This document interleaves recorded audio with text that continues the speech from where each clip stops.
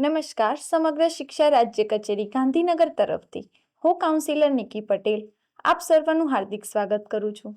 માનનીય state project director શ્રીના સતત માર્ગદર્શન હેઠળ આપણો એવો પ્રયાસ રહ્યો છે કે રાષ્ટ્રીય શિક્ષા નીતિ 2020ની જોગવાઈઓ અંતર્ગત વિદ્યાર્થીઓના કૌશલ્ય વિકાસ માટે આ સ્પર્ધાત્મક સમયમાં બાળકોના શારીરિક વિકાસ, માનસિક વિકાસ, ભાવનાત્મક અને મનોવૈજ્ઞાનિક ફેરફારોને સમજીને તેમના ઉજ્જવળ ભવિષ્યનું નિર્માણ કરવાનું થાય છે. આ હેતુને સાર્થક કરવા માટે આજના સેશનમાં આપણે એક ઉભરતા ક્ષેત્ર વિશે ચર્ચા કરીશું. આજે આપણે ભારતીય રેલવે સ્ટોર સર્વિસ તરીકે કારકિર્દી કેવી રીતે બનાવી શકાય અને આ ક્ષેત્રમાં વિકાસની કેવી તકો રહેલી છે તેની માહિતી આપવા માટે આપણી સાથે જોડાયેલા છે નિશાબેન મોદી. નિશાબેન, આપને વિનંતી કે ભારતીય રેલવે સ્ટોર સર્વિસ વિશે વધુ જાણકારી આપશો. નમસ્કાર. સમગ્ર શિક્ષા રાજ્ય કચેરી ગાંધીનગર તરફથી હું કરિયર કાઉન્સિલર નિશા મોદી. મિત્રો, આજે હું તમને ભારતીય રેલવે સ્ટોર સર્વિસ, જેને આપણે ટૂંકમાં IRSS પણ કહીએ છીએ, તેના વિશે માહિતગાર કરીશ. ભારતીય રેલવે સ્ટોર સર્વિસ તે ભારતીય રેલવેની એક મહત્વપૂર્ણ વહીવટી સેવા છે. આ સેવામાં અધિકારીઓનું મુખ્ય કામ રેલવે માટે જરૂરી તમામ સામગ્રીની ખરીદી, સંગ્રહ, સપ્લાય અને સંચાલન કરવાનું હોય છે. આ પ્રશિક્ષિત વ્યવસાયિકો રોલિંગ સ્ટોક, માળખાકીય સુવિધાઓ અને વર્કશોપમાં ઉત્પાદન અને સમારકામની યોગ્ય દેખરેખ સુનિશ્ચિત કરે છે. સરળ શબ્દોમાં સમજીએ તો ટ્રેન ચાલે તે માટે જે વસ્તુઓ જોઈએ છે, જેમ કે એન્જિનના પાર્ટ્સ, કોચના સાધનો, રેલ, સિગ્નલ સામગ્રી વગેરે, તે બધું યોગ્ય સમય અને યોગ્ય ગુણવત્તામાં તેમજ યોગ્ય ખર્ચે ઉપલબ્ધ કરાવવાની જવાબદારી IRSS અધિકારીની હોય છે. નિશાબેન, IRSS અધિકારીની કામગીરી શું હોય છે અને તે ક્યાં કામ કરે છે?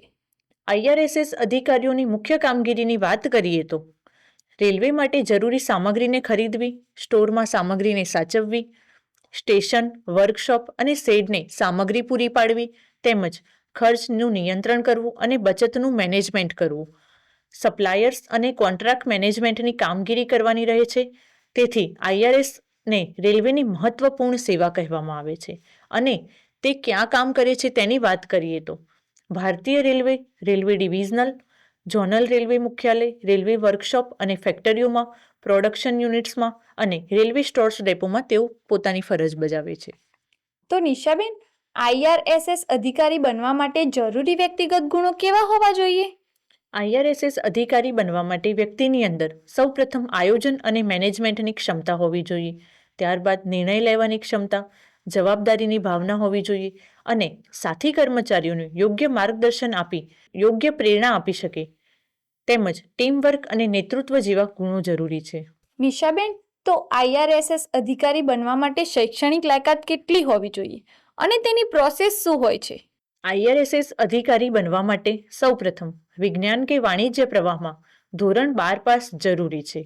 ત્યારબાદ કોઈપણ માન્ય યુનિવર્સિટીમાંથી એન્જિનિયરિંગમાં સ્નાતક અથવા અનુસ્નાતક હોવું ફરજિયાત છે, અથવા એન્જિનિયરિંગની કોઈપણ શાખામાં ડિપ્લોમા કરેલ વિદ્યાર્થી પણ આમાં માન્ય ગણાય છે. IRSS બનવા માટે UPSC દ્વારા લેવામાં આવતી સિવિલ સર્વિસ એક્ઝામિનેશન પાસ કરવી જરૂરી છે, જે 3 તબક્કામાં વહેંચાયેલી છે, જેમ કે પ્રિલિમ્સ, મેઇન્સ અને ઇન્ટરવ્યૂ.